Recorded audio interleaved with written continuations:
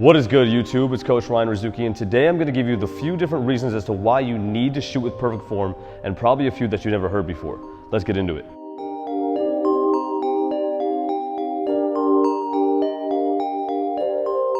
Well, obviously, one of the first reasons why you should be shooting with perfect form is because this form allows you to be straight, linear, and allow you to have a repeatable motion with the least amount of movements.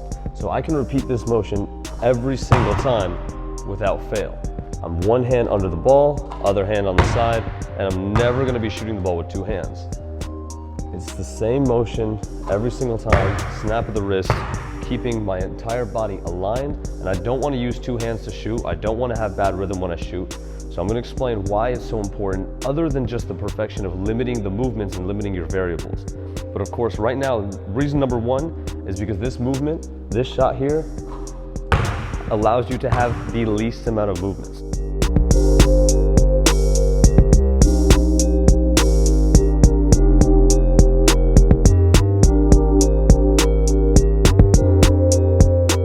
That's right, I'm not pushing it with my left hand.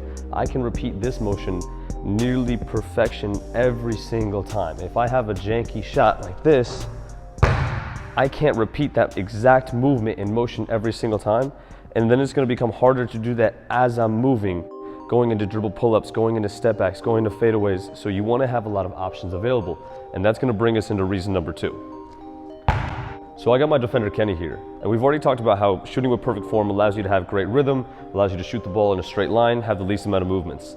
However, variables are going to start to come into play when you're moving on a basketball floor. And anytime that you shoot with incorrect form, you have extra variables. Let's say I'm thumb flicking, let's say I'm pushing it with two hands, let's say I'm doing something bizarre with my rhythm or my feet, or I have some crazy sort of jump shot where the ball goes behind me before it goes forward. Those are all extra variables that you don't want in your shot. And anytime that you add variables, it becomes more difficult to shoot. So now I have a defender, and I'm driving hard to the left, and I pull up. I'm in movement, so balance is going to be another variable there. And of course, we want the least amount of those. That's why you don't want to fade, and those become more difficult shots. That's why you don't want to step back. That's why you don't want to go deeper, because those become more and more variables. Ideally, if I could just have no defense and stand in front of the rim and just shoot that every time, I would. However, basketball is not that easy. So here's me shooting, going left. I have that option available. Here's me shooting, going right. I have that option available. I can do either one of those things. Now let's say that I have a form similar to that of Lonzo. Let's say I'm driving to the left, okay? I have this option available. Cool. But now my defender's here and I drive to the right. I don't have this option available.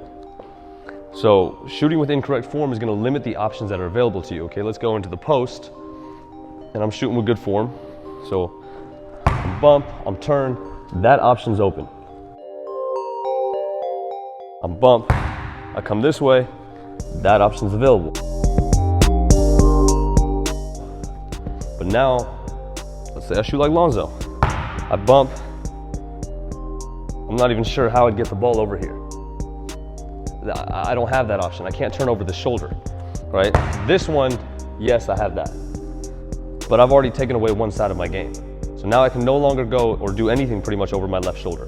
I can't drive and pull up going to my left. I can't fade over my left. I can't step back to the right side, because now I got to get the ball back here.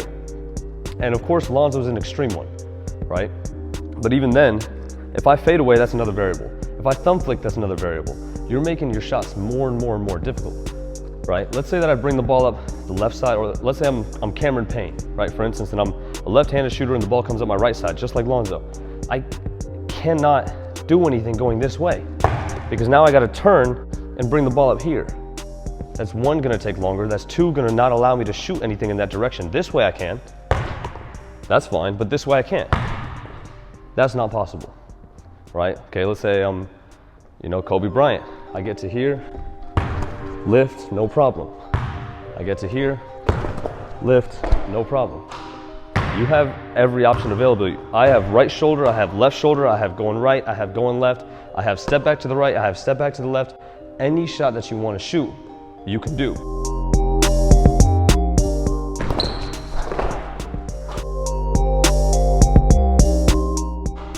I have both of those shots available. Same thing, he's playing good D, and I need to step back to my right. Another option available. Same thing, I can go left, right? I need to have both sides. Get up, right?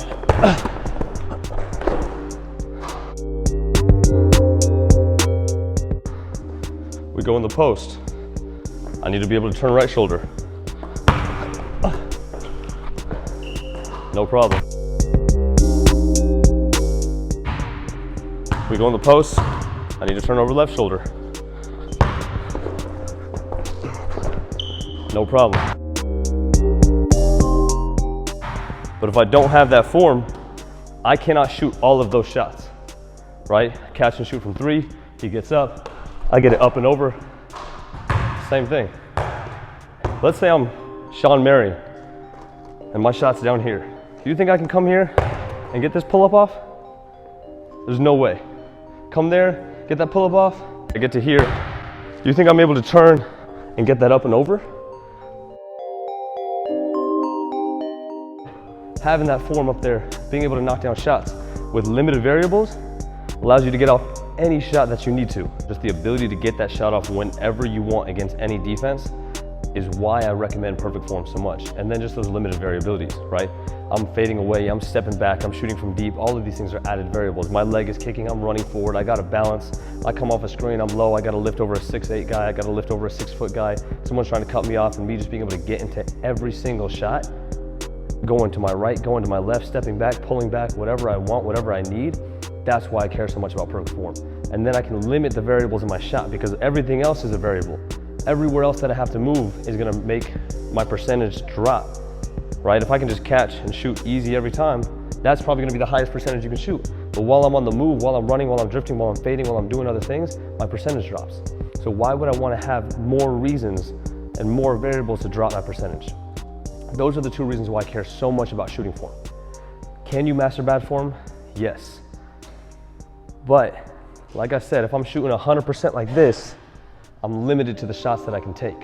If I'm shooting 100% like this, I'm limited to being a catch and shoot or only go left type of player. I can't have a mid-range pull-up, I can't have a fadeaway, I can't have a step back. I want you to have every single option available to score, and then to have the least amount of movements and most repeatable motion to shoot. Hey, so if you liked that video, make sure to give it a thumbs up and subscribe. I understand that it was a long explanation about shooting, but I really care so much about you guys, and I want you to be a long-term shooter. I want you to be able to shoot no matter what situation you're in, and I care that you guys are getting better every single day. So I'll catch you guys in the next video.